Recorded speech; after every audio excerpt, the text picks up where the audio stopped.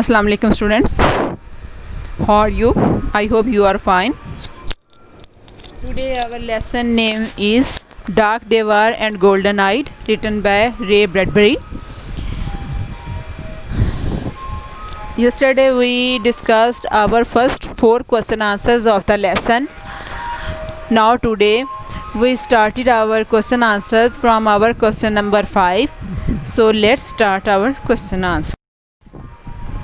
Our 5th question is what did they want to grow? वो क्या उगाना चाहते थे? ठीक है, ये भी बड़ी डिटेल से हमने अपने लेसन में पढ़ा था.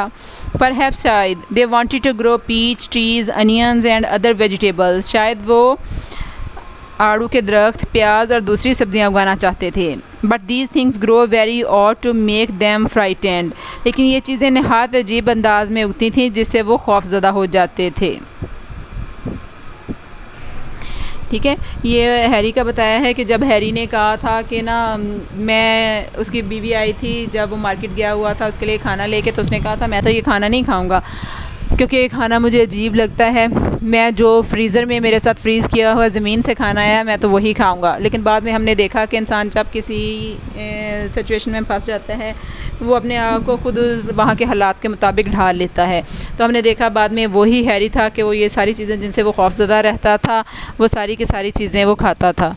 ठीक है, नेक्स्ट देखते हैं क्वेश्चन नंबर 6. हमारा क्वेश्चन नंबर 6 था what was the condition of their houses. उनके घरों की क्या हालत थी.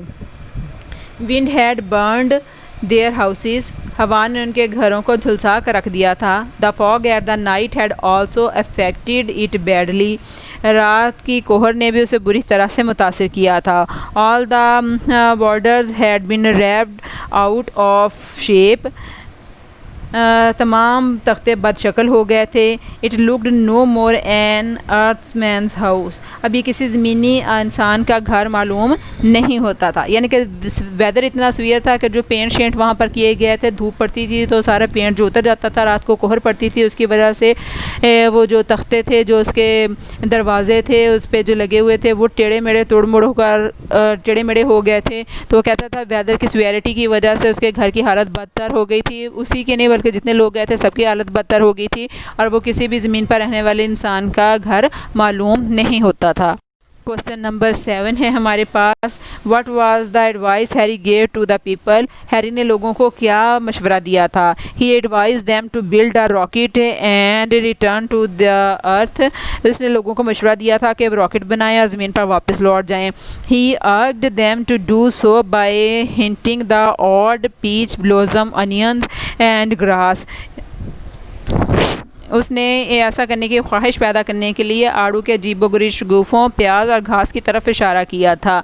ही also hinted at the black body and golden eyes. इसने इनकी काली रंगत और सुनहरी आँखों की तरफ भी इशारा किया था. यानी कि उसने हर तरह से कन्विंस करने की कोशिश की थी कि किस तरह से उनके आँखों का रंग बदल गया है, कैसे उनकी स्किन का कलर चेंज हो गया है, और किस तरह से उसने बताया था कि यहाँ पर जो घास है अकड़ी हुई है, जो पीच ट्रीज़ हैं वो उसको किस तरह से खौफज़दा करते हैं, अनियन जो है इसकी जो फसल है उसको किस तरह से खौफज़दा करती है. तो उसने हर तरह से उनको कन्विंस करने की कोशिश की थी कि हमें यहाँ पर नहीं रहना चाहिए और हमें यहाँ से चले जाना चाहिए.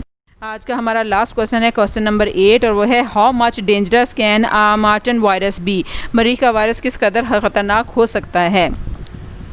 It can be very dangerous. ये नहायत ख़तरनाक हो सकता है. It can make the earth people dark and golden eyed. ये ज़मीनी लोगों की रंगत को स्याह और उनकी आंखें सुनहरी कर सकता है. It can make them thin and cylinder. ये इन्हें दुबला पतला भी कर सकता है.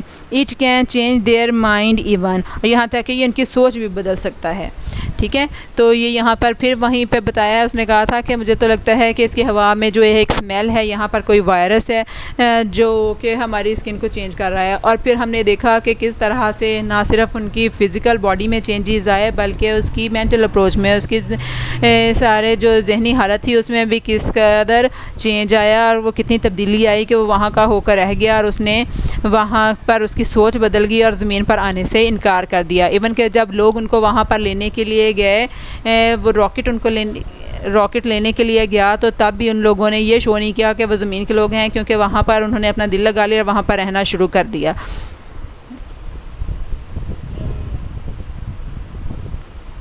तो जी स्टूडेंट्स, आज का हमारा लेक्चर यहाँ पे ख़त्म हुआ। आज ये हमारा सारा चैप्टर यहाँ पे कंप्लीट हो चुका है।